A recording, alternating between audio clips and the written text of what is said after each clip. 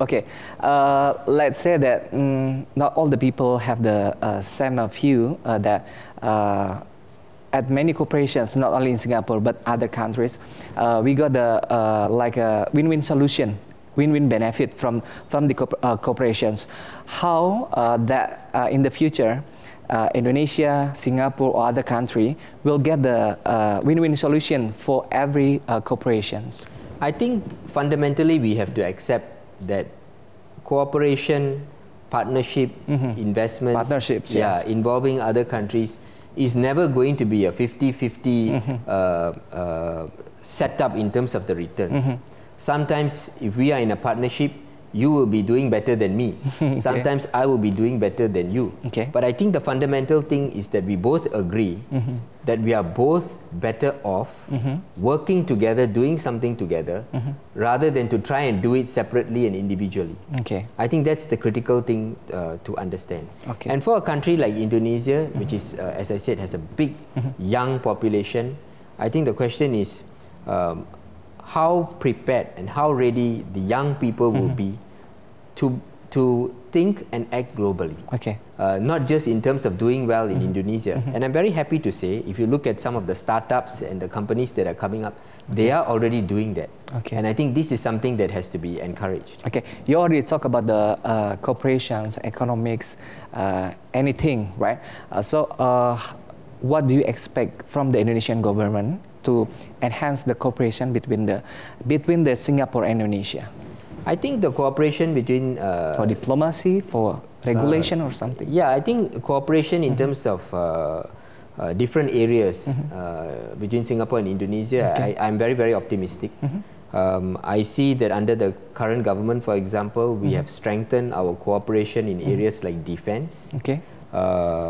Some of our first military exercises that we did with a foreign partner, in fact, were with Indonesia. Okay. And I think now we have new initiatives in terms of intelligence sharing and so on, and which we are working together closely with Indonesia.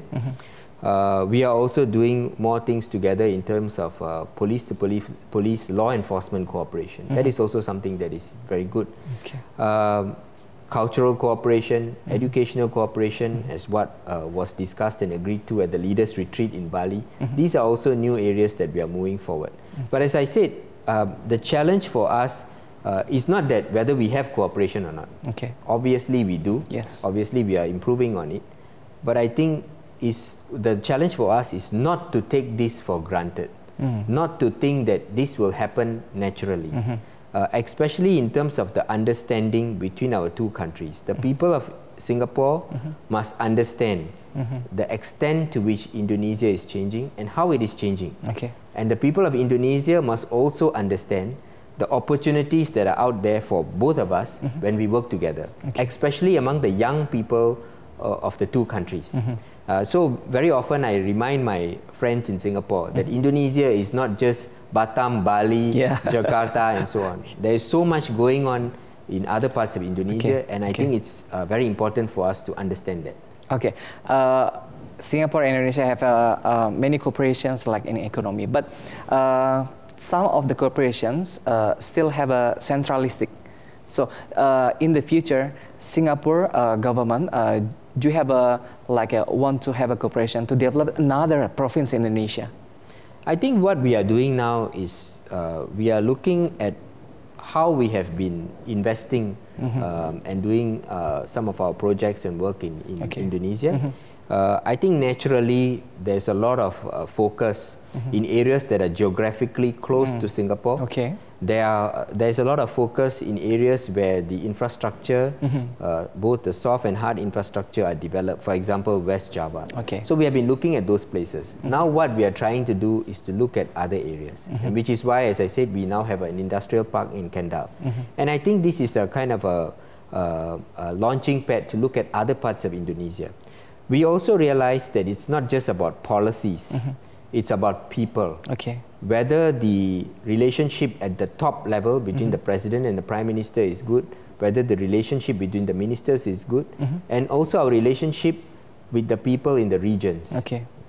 Bupati, Gubernur, Wali Kota, and NGOs, student groups and so on. Which is why one of the initiatives that we agreed to at the last leaders retreat in Bali was this program called the Rising Fellowship. What that means is that we are going to invite our friends from the daerah-daerah, different parts of Indonesia, the local administrators, local political leaders, to visit Singapore, to meet their friends there, to talk to them, have a structured program, and also for our people to come over here and do the same. So this is part of our effort to understand Indonesia better and also to build the linkages with other parts of Indonesia. Okay, besides have an educational link, like you said that, how to encourage like Singapore people to visit Indonesia and Indonesian people to visit Singapore? Well, I think obviously tourism is a very interesting aspect of it. Fortunately, this is an area where I don't think we have a big difficulty in convincing people to travel. Singaporeans love to travel, and they are now traveling not only further away, but also in our region. They are increasingly looking at places where they normally would not have gone to, including parts of eastern Indonesia and so on. Of course, our Indonesian friends also like to travel, and which is why I say that they are visiting Singapore. We had about 3 million visitors last year. So the key to that is to develop connectivity, increase the connectivity between our two countries. So there are two aspects to this. First of all, in terms of air connectivity, because we want to get to wherever we want to go as fast as possible. So we are looking at how we can improve air connectivity between Singapore and different parts of Indonesia. And I think that's going well. In fact, I understand that now we are even going to start flights between Singapore and places like Belitung, which was not done before. The other aspect of it is not just about moving people or increasing relationship between people traveling from Indonesia to Singapore or vice versa. It is also to help people from outside Singapore and Indonesia to visit one another. So in this aspect, we are now focusing quite a bit on cruise tourism. So cruise tourism, whereby we have people coming from other parts of the world, coming to Singapore and getting on a ship and traveling to different parts of Indonesia. And then vice versa, obviously, the reverse flow as well. So we are looking at places in East Java, in Bali, and even in Eastern Indonesia, whereby we can help to promote cruise tourism and thereby improve the travels between our two countries.